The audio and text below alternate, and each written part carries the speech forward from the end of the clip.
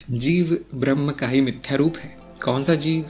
सारे जीव, सारे के सारे अनंत जीव हैं। तो यदि आप देखने जाएंगे तो कोई समानता नहीं दिखेगी, लेकिन तत्व जान जाएंगे, जब जीव का तत्व जान जाएंगे तो फिर कोई भेद नहीं है। फिर जीव ही ब्रह्म है, ब्रह्म ही जीव है।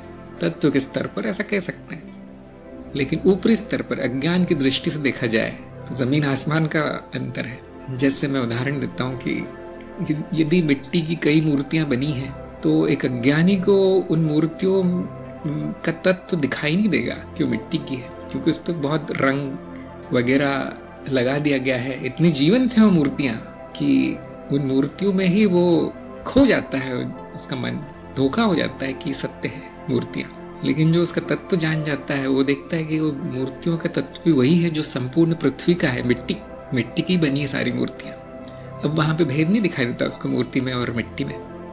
ऐसा ही है जीव और ब्रह्म में तभी तक भेद दिखाई देगा जब तक अज्ञान है, जब तक माया का पर्दा पड़ा है आंखों पे, तब तक भेद ही भेद है, किसी की नहीं समझ में आएगा। लेकिन जैसे ही ज्ञान होता है, तत्व जब जाना जाता है कि नहीं मेरा तत्व तो ब्रह्म स्वयं है, जीव तो बस रूप है, जो आना जाना है मिथ्या है, नाम रूप मात्र है मनुष्य, तब कोई भेद नहीं रह जाता।